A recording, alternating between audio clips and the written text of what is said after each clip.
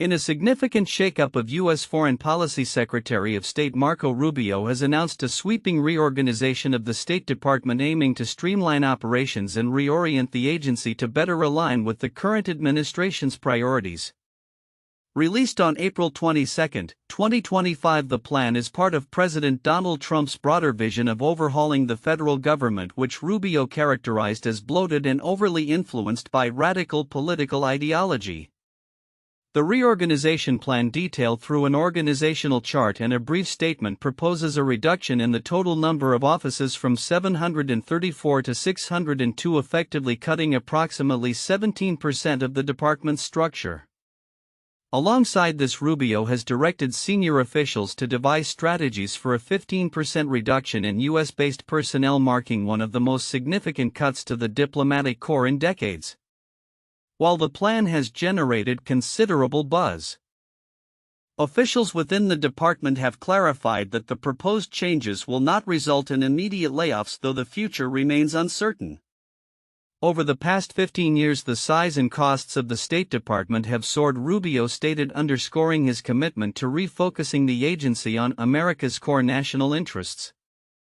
His reorganization seeks to consolidate overlapping offices and eliminate programs deemed unnecessary or not mandated by Congress.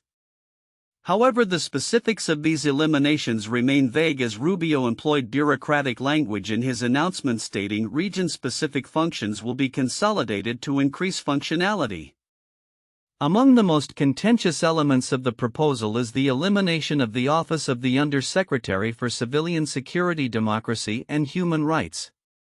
This office has historically played a critical role in promoting American values abroad, and its dissolution raises concerns about the future of U.S. efforts in supporting democracy and human rights internationally.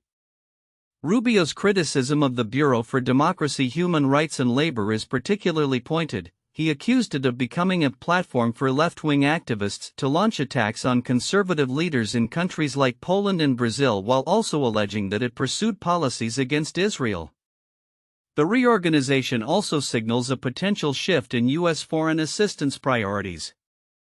The remnants of the United States Agency for International Development (USAID) are expected to be absorbed into the Foreign Assistance Office, further entrenching the administration's focus on transactional foreign policy approaches.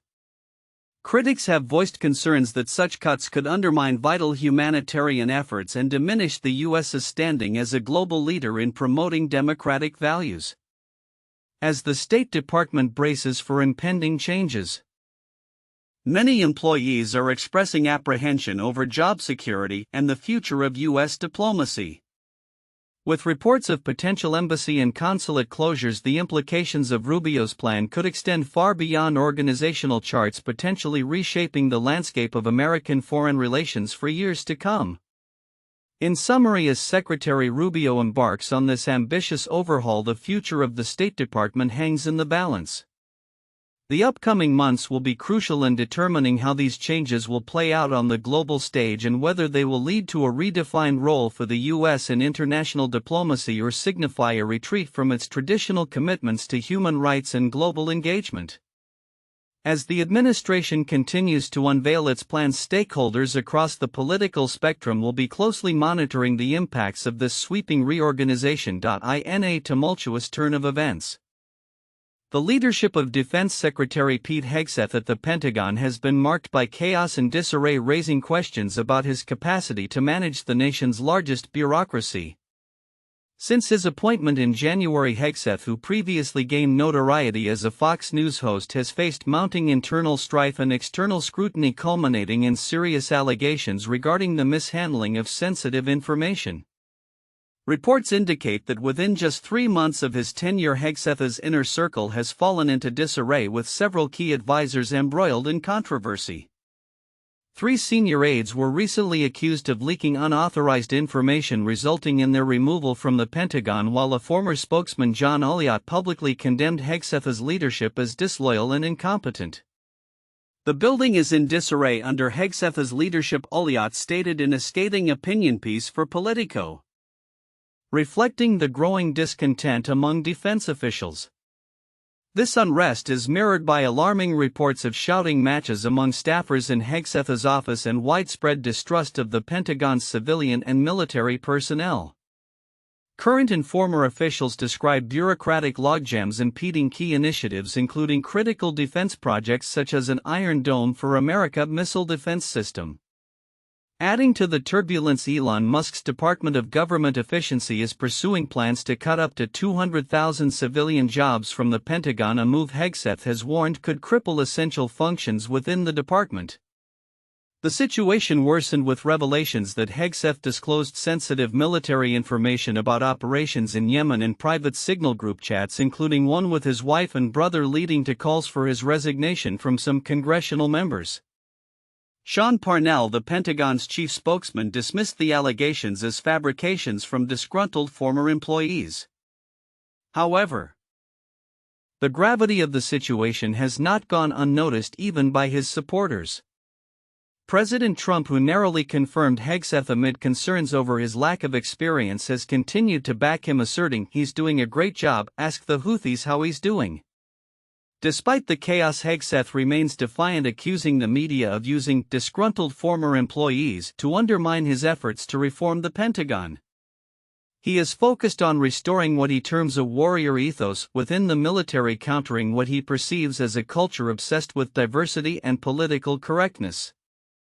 His recent actions include deploying thousands of troops to the southern border and emphasizing preparations against rising threats from China. Yet the internal conflicts overshadow these efforts, revealing a troubling pattern of mismanagement. Meetings within Hegseth's office, often led by his chief of staff Joe Casper, have devolved into informal gatherings lacking focus, with reports of inappropriate discussions overshadowing critical policy matters. A recent meeting meant to address veterans' services reportedly turned into a recounting of a night out at a Washington strip club. The ongoing turmoil has bred a culture of suspicion among Pentagon staff, with Hegseth's team reportedly scrutinizing the social media histories of career civil servants for signs of disloyalty. This atmosphere of mistrust extends to senior military leaders, further complicating Hegseth's already challenging role.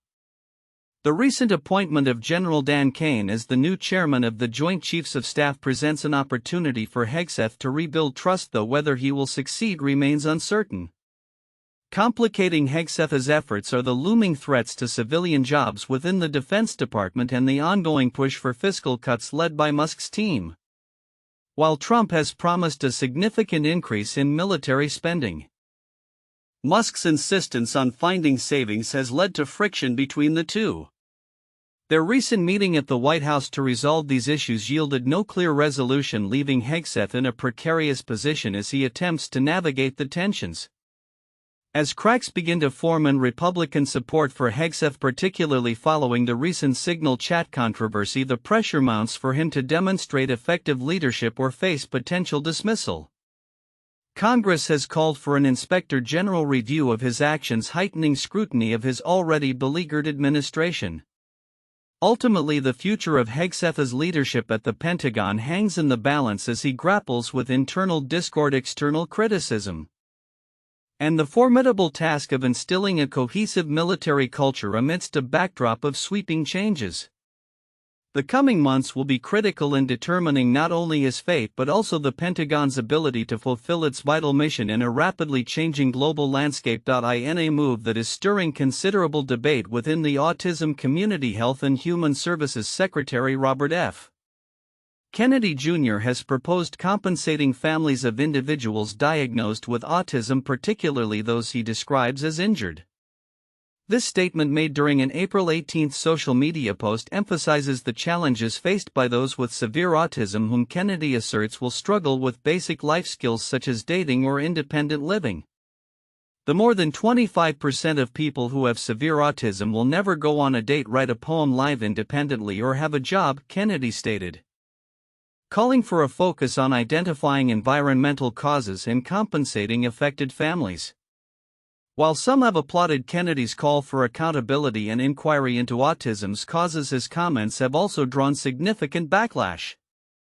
Advocacy groups and individuals within the autism community have accused him of ableism, suggesting that his emphasis on the challenges faced by severely affected individuals overlooks the capabilities and successes of many others on the autism spectrum. Kennedy later clarified his remarks on Fox News, specifying that he was addressing a particular subset of the autism population, those who are nonverbal and face severe challenges. The conversation around autism is further complicated by Kennedy's commitment to exploring the potential environmental causes of the disorder. In a cabinet meeting on April 10, he assured President Donald Trump that the government would have answers by September regarding what he claims are the environmental toxins contributing to rising autism rates. "We are going to announce a series of new studies to identify precisely what the environmental toxins are that are causing it," he promised. This assertion aligns with a report from the Centers for Disease Control and Prevention (CDC), which noted that 1 in 31 children in the U.S. were diagnosed with autism by age 8 in 2022, an increase from 1 in 36 in 2020.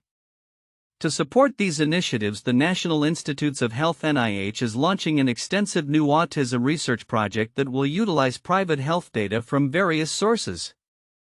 NIH Director Dr. Jay Bhattacharya reported that the aim is to provide researchers with comprehensive health records, thus facilitating a more holistic understanding of autism. This initiative will amalgamate data from pharmacy chains' lab tests and even fitness trackers, creating a robust platform for autism research. Bhattacharya emphasized that this effort seeks to eliminate the fragmentation often found in existing data resources, which can hinder research efforts. The NIH plans to grant access to this data to between 10 and 20 research teams selected through standard NIH processes. Researchers will analyze these records while adhering to strict protocols that ensure the confidentiality of personal health information. Bhattacharya described the initiative as a transformative real-world data project aimed at providing insights into chronic diseases and autism. The integration of this data is seen as a potential game-changer, offering real-time health monitoring capabilities that could extend beyond autism research. As Kennedy's campaign to study autism gathers momentum, it remains to be seen how his proposals will impact perceptions and policies regarding autism. The mixed reactions underscore the delicate balance between seeking answers and respecting the dignity and capabilities of those on the spectrum. With the NIH's ambitious plans to consolidate health data and Kennedy's commitment to investigating the causes of autism, the coming months are likely to bring significant developments in both research and public discourse surrounding autism. In a politically charged atmosphere where legal and electoral battles intertwine, the spotlight has once again turned to former New York Governor Andrew Cuomo. This week, a Republican-led House committee has renewed its call for the Department of Justice (DOJ) to prosecute Cuomo, alleging he misled Congress during congressional testimony concerning the state's handling of COVID-19 in nursing homes. This development comes as Cuomo campaigns for the Democratic nomination for mayor of New York City, making the stakes particularly high. Representative James Comer, the chairman of the House Oversight and Government Reform Committee, submitted a letter to Attorney General Pam Bondi pushing for renewed scrutiny of Cuomo's actions. Comer asserted that Cuomo had engaged in a conscious, calculated effort to misrepresent his involvement in the drafting of a controversial 2020 report by the New York State Department of Health.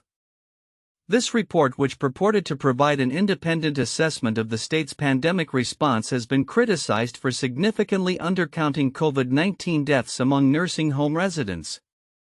"Let's be clear, lying to Congress is a federal crime," Comer stated emphatically in his letter. Mr. Cuomo must be prosecuted to the fullest extent of the law. Comer further indicated that the committee stands ready to cooperate fully with any investigation the DOJ might undertake regarding Cuomo's alleged misstatements. Cuomo's spokesperson Rich Azzopardi quickly dismissed the renewed referral as a politically motivated, meritless press release, insisting that similar referrals have historically led nowhere. He pointed out that these actions attempt to influence elections and violate DOJ policy aimed at preventing interference in electoral processes. Azzopardi's comments highlight the ongoing narrative that such legal maneuvers are less about justice and more about political theater, particularly as Cuomo seeks to regain a foothold in New York politics after resigning in 2021 amid multiple sexual misconduct allegations which he has denied. The backdrop to this renewed investigation highlights a significant shift in political power. Under the previous Democratic administration, the DOJ did not publicly respond to the initial referral made by House Republicans last year. With the current Republican-led Congress, there is an expectation that the new administration may take a different approach, particularly as Cuomo's mayoral candidacy gains traction. The political implications of this case are profound, as they not only threaten Cuomo's campaign but also reflect broader partisan tensions as each side leverages the legal system to advance its agenda. Moreover, House Republicans have positioned this case within a larger context of accountability regarding the COVID-19 response. They argue that Cuomo's actions during the pandemic warrant legal repercussions, framing the former governor as emblematic of a broader pattern of Democratic leadership failures. This narrative, supported by the evidence of his reported involvement in the health department's report, aims to galvanize public support for legal action against Cuomo. As the DOJ has remained tight-lipped, the future of this case remains uncertain. Legal experts suggest that while the renewed referral may garner headlines, the DOJ's discretion in pursuing such cases often hinges on political calculations and the potential impact on upcoming elections. Cuomo's denials and claims of memory lapses add another layer of complexity as they suggest a defense strategy that hinges on intent, a critical element in determining whether any legal action is warranted. Looking ahead, the interplay between Cuomo's political ambitions and the ongoing scrutiny from congressional Republicans is likely to escalate. As he vies for the mayoral nomination amidst these allegations, the implications of this renewed referral could shape not only his campaign but also the broader political landscape in New York. The situation underscores the intersection of law, politics, and public perception as both parties prepare for a contentious election season ahead. In a pivotal moment for international trade relations, U.S. Treasury Secretary Scott Bessent has signaled a potential thaw in the long-standing tensions between the United States and China.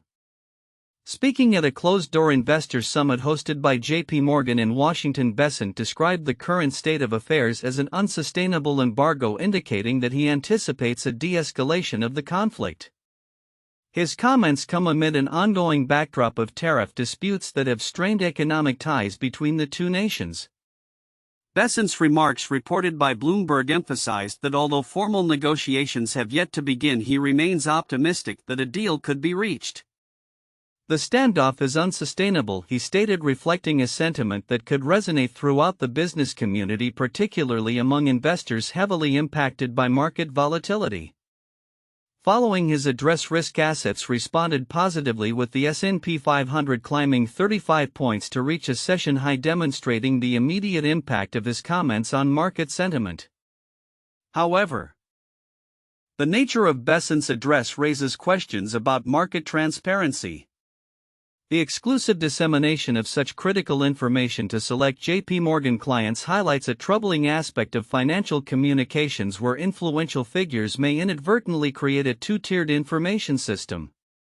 This has sparked discussions about market fairness, as Bessent's insights suggest a pattern of privileged access that could lead to disproportionate advantages for certain investors.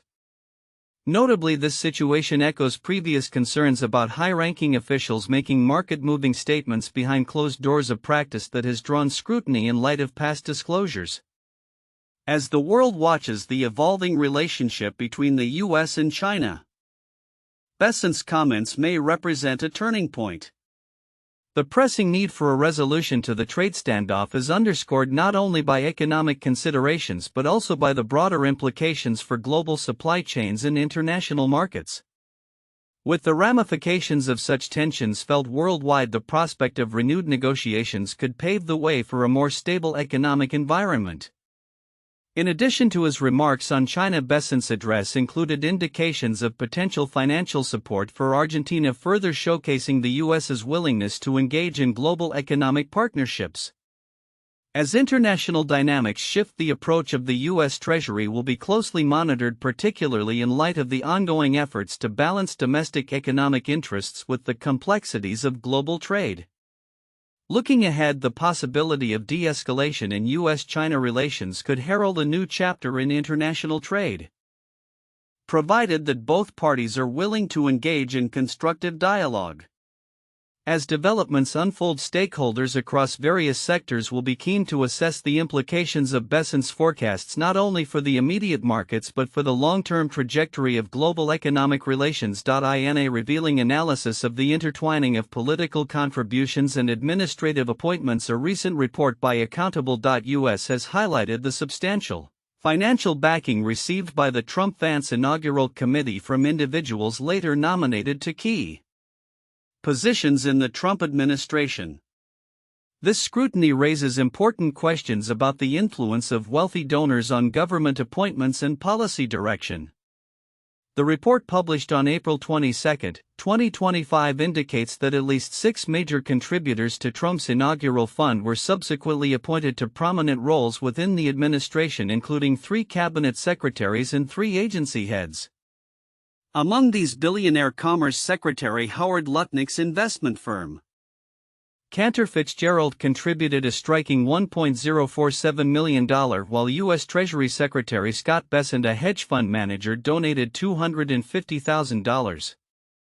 NASA Administrator Jared Isaacman's contribution of $2 million was made just days before his appointment, further exemplifying the close ties between financial support and political favor.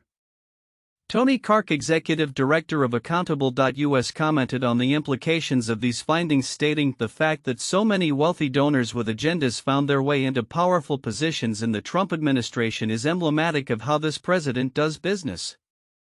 He emphasized that special interests gaining preferential treatment while ordinary citizens await meaningful policy changes reflects a troubling trend in governance. The analysis also uncovered a network of ambassador nominees linked to significant donations, with notable contributions from individuals such as Warren Stevens, who gave $4 million on the same day he was nominated as ambassador to the United Kingdom. Other notable donations include $2 million from Melissa Argyros, a member of a billionaire real estate family, and various contributions from business leaders tied to the administration.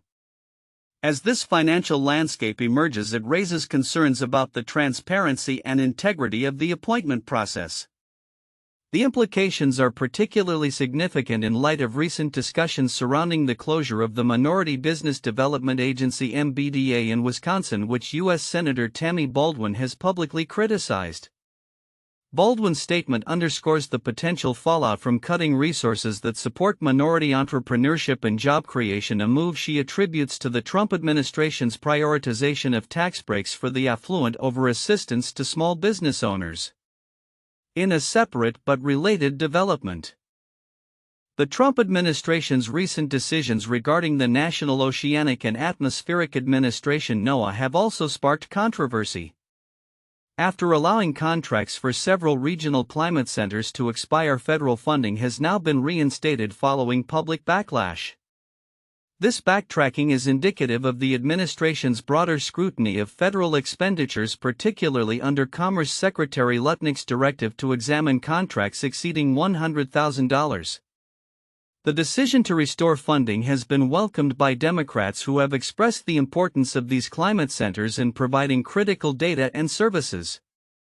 Amidst these evolving narratives, a Trump-supporting CEO from Louisiana has appealed to Secretary Lutnick regarding delays in the Broadband Equity Access and Deployment BEAD program, which aims to expand broadband access across the country, highlighting the urgent need for progress. Skywriter Communications CEO Brad Warden emphasized the importance of timely action to ensure that his company can fulfill its commitments under the grant program.